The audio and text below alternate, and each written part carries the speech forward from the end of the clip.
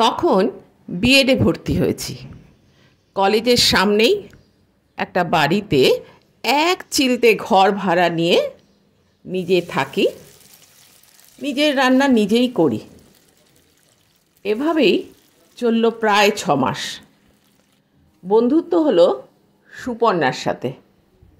আগের দিনই বলেছি ওর বাবার গল্প বলবো, আজ সেই গল্প। একদিন জ্বর হলো, খুব জ্বর, কলেজে যেতেই পারলাম না। কলেজ শেষ করে সুপর্ণা আসলো খোঁজ নিতে। কি হলো রে তোর, যাসনি কেন? জ্বর দেখে ও চলে গেল। সেদিন কিছুই রান্না করতে পারিনি, খাইও নি প্রায় কিছুই, একটু দুধ গরম করে মনে হয় খেয়েছিলাম। পরের দিন সুপর্ণা আসলো বেশ কিছু ওষুধ নিয়ে, ওর বাবা পাঠিয়েছেন।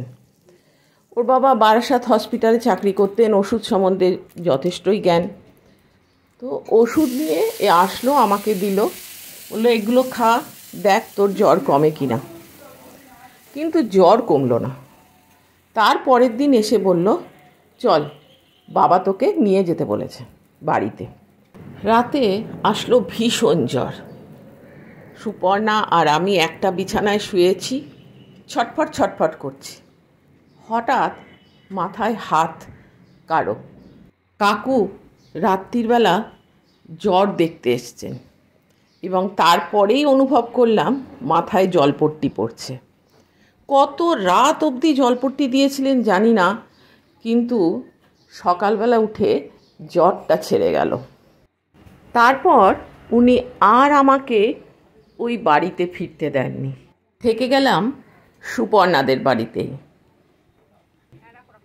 বাকি যতদিন ছিলাম সুপর্ণাদের বাড়িতেই ছিলাম। কিন্তু একটা কথা বলতে হয় যে এই রকম একটা মানুষ, আমি তো পরের মেয়ে ছিলাম, পরের মেয়ের জন্য সারা রাত কি জাগা যায়? মনে হয় এই রকম কিছু মানুষ, তারাই পারে এরকম জাগতে বা এরকমভাবে ভালোবাসতে।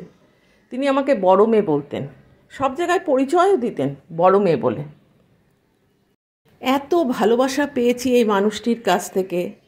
আজ তিনি নেই, কিন্তু এখনও আমি তাকে শ্রদ্ধার সাথে মনে করি। অনেক ভালো মানুষ ছিলেন উনি। এরকম মানুষ খুব অল্পই মেলে। ভালো থাকবেন কাকু, যেখানে আছেন ভালো থাকুন। সুপর্ণার মাও ভীষণ ভালো মানুষ। উনি আমাকে মেয়ের মতনই ভালোবেসেছিলেন। মনে আছে পরীক্ষার সময় একই থালা থেকে উনি আমাকে, সুপর্ণাকে আর মানটাকে রুটি আর বাঁধাকপির তরকারি নিজের হাতে খাইয়ে দিতেন।